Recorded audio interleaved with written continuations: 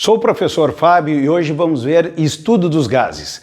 Bom, para entender o estudo dos gases, nós precisamos entender as três variáveis. A primeira é a temperatura. A temperatura está ligada com a vibração das moléculas.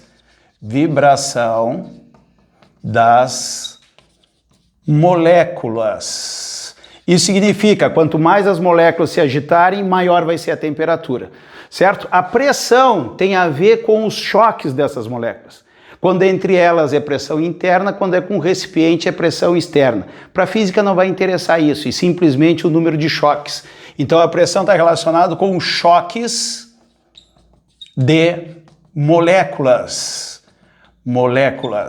E aqui a gente já vai tirar uma relação. Se eu aumentar a temperatura, as moléculas vibram mais. Isso significa que tem mais chance das moléculas se bater e vai me aumentar a pressão.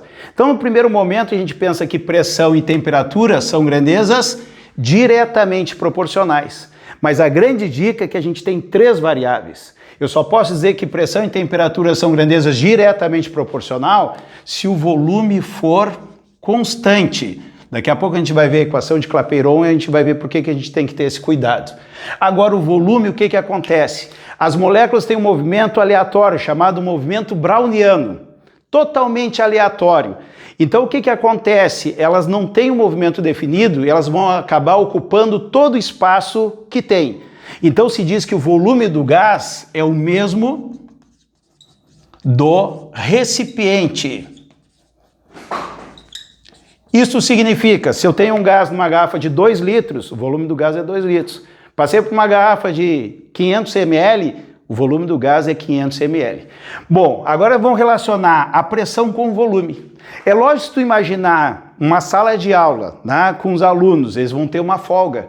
Se tu colocar numa sala menor, o aluno vai estar mais próximo, mais apertado. A condição de choque vai ser maior. Então, tu diminuindo o volume, o número de choques vai aumentar. Então nós temos que pressão e volume são inversamente proporcional, porque quanto menor o volume, maior a possibilidade dos choques, maior é a pressão. Então são grandezas inversamente proporcionais. Posso afirmar isso se a temperatura for constante, certo? Então nós vamos ver aqui, vamos relacionar, juntar essas duas proporções aqui, e pressão vai ficar proporcional à temperatura, inversamente proporcional ao volume. Esse volume passa multiplicando para o outro lado, a gente tem a equação de Clapeyron, onde nós temos aqui, ó, PV é igual a nRT. Observe que a pressão diretamente proporcional à temperatura e inversamente proporcional ao volume. Bom, esse R é uma constante, chamada constante universal. Toda constante universal, ela não muda. Ah, professor, eu já vi numa prova um valor diferente. Não, tu já viu numa prova com outras unidades, mas é o mesmo valor porque é uma constante universal. É 0,082 atm litro por mol Kelvin, certo? A temperatura, sempre na temperatura absoluta, temperatura em Kelvin, que vai ser a temperatura em Celsius mais 273. E esse N é o número de mols. O que significa o número de mols? Pessoal, isso é uma quantidade certa, que nem a gente tem 12 para dúzia. Ah, mas daí tu vai comprar uma dúzia de bananas, vem 12 bananas. Uma dúzia de ovos, são 12 ovos. Só que o número de mols é um valor muito grande, né? Então nós definimos da seguinte maneira, o número de mols é a massa do gás dividido pela massa molar, certo? Isso nada mais é do que uma regra de 3. Vamos pegar um exemplo aqui. Se eu tiver 640 gramas de oxigênio, eu tenho aqui 640 gramas de oxigênio. 1 mol, o oxigênio tem quanto? 16 gramas. Mas aqui eu tenho uma molécula, são 2, então vai ser 32 gramas. No meu exercício tem 640 gramas, eu vou ter um número de mols diferente. Na hora de resolver esta regra de 3, eu vou ficar aqui 32 vezes N, não é? 640 vezes 1, 640. Esse 32 passa dividindo. Observe o que aconteceu. Ficou a massa do gás dividido diretamente pela massa molar. Então, ou usa a formulazinha pronta, ou faz uma regra de 3, vai dar na mesma coisa. Agora, a mudança de estado de um gás. Eu tenho o gás no estado 1. O que é o estado 1? Ele tem uma pressão 1, um volume 1 e uma temperatura 1, que são as três variáveis. E eu vou mudar ele de estado para uma pressão 2, um volume 2 e uma temperatura 2. O que vai permanecer constante é o número de mols. Sempre? Não. Tem exercício que vai dizer que vai se trocar um gás de um recipiente e ele vai perder 20% da massa. Daí, se ele perde 20%, aqui eu vou ter 80% da massa, seria 80% do número de mols. Mas é um exercício mais raro. A maior parte dos exercícios, o gás é trocado de estado, mudado de estado, e o número de mols permanece o mesmo. Se eu aplicar a equação de Clapeyron, PV igual a nRT para o estado 1 e PV igual a nRD para o estado 2, observe que isso não muda. NR e NR é uma constante. Se eu isolar aqui P1V1 dividido por T1, P2V2 dividido por T2, eu posso igualar, porque é igual a NR. Daqui eu tenho a equação geral dos gases perfeitos. Equação geral. Então nós temos P1V1 sobre T1 é igual a P2V2 sobre T2. Os alunos costumam dizer que para viver tranquilo, é preciso viver trabalhando, certo? Entre na nossa plataforma www.deltamedicina online. Vamos ver as transformações gasosas. Nós temos 3 transformações gasosas que vamos estudar agora nesse momento. É a transformação isotérmica, a isovolumétrica e a isobárica. Tá? Vamos começar com a transformação isotérmica. Observe, o prefixo iso é igual. Se é isotérmica, olha o T aqui, ó. Igual temperatura, ou seja, a temperatura é constante. Observe que eu botei a equação geral em todas elas. Essa equação geral serve para todas as situações. Se a temperatura é constante, eu corto a temperatura. Vocês observam que na transformação isotérmica, o produto da pressão pelo volume é sempre o mesmo. No estado 1, no estado 2, no estado 3, então vai ficar assim, ó, P1V1 é igual a P2V2, que é igual a P3V3 e assim por diante. Se eu pegar num gráfico pressão por volume, eu peguei aqui uma pressão de 12, certo? E aqui um volume de 1, 12 vezes 1, 12. 6 vezes 2, 12.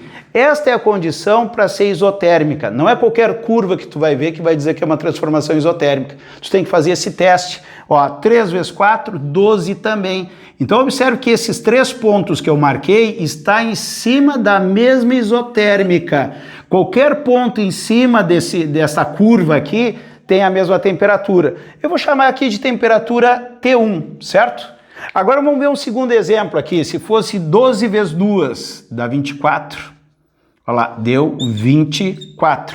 Tá? 6 vezes 4 também dá 24. Olha lá, aqui eu tenho 2 pontos com o mesmo produto P por V. Então nesse ponto passa outra isotérmica, que eu vou passar aqui, ó. T2. Como eu tenho T1, T2, eu poderia ter a temperatura 3. Qual temperatura que é maior?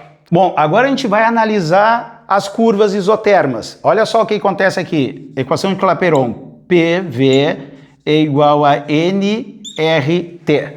Então observe, vou tirar o que é constante e observe que a temperatura ela é proporcional ao produto P por V. Quem tiver o maior produto P por V tem a maior temperatura. Aqui é 12 e aqui é 24. Então T2 é maior que T1. O produto for maior, vai ter a maior temperatura, certo? A situação prática de fazer isso é ver a curva fugindo da origem. Aqui é a origem, ó. Quanto mais ela se afasta da origem, maior vai ser a temperatura. A temperatura aumenta.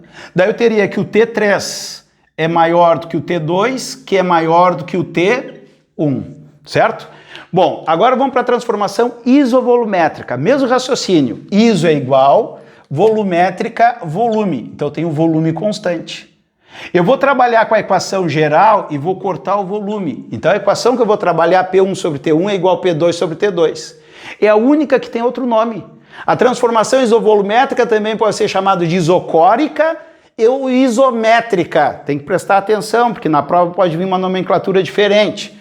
O P por V é muito fácil, porque se o volume é constante, vou pegar um valor de volume, vamos supor aqui é 5, não interessa a unidade.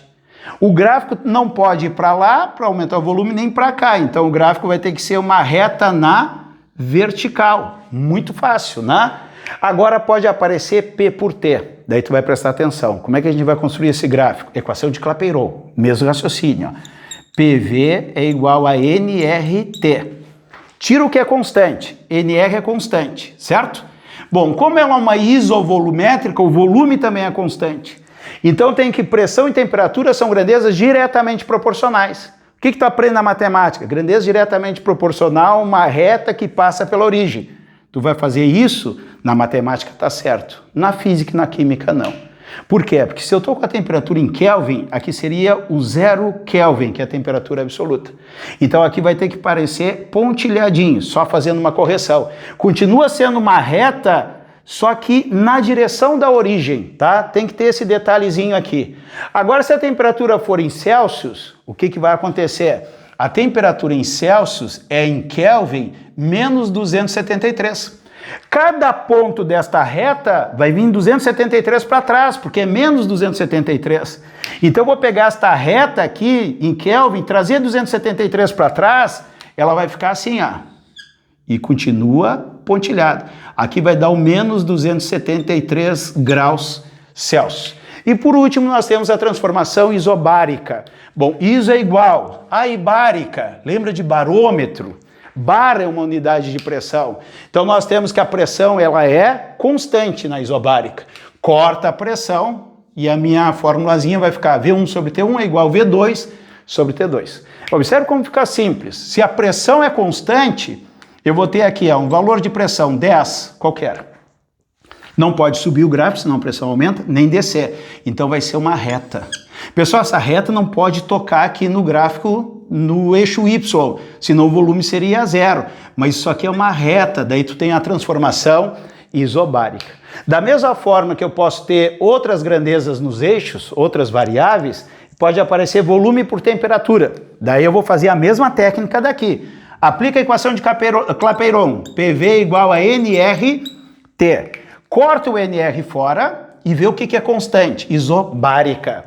A pressão é constante, corta também. Volume e temperatura é diretamente proporcional? Lembra da matemática. É uma reta que passa pela origem.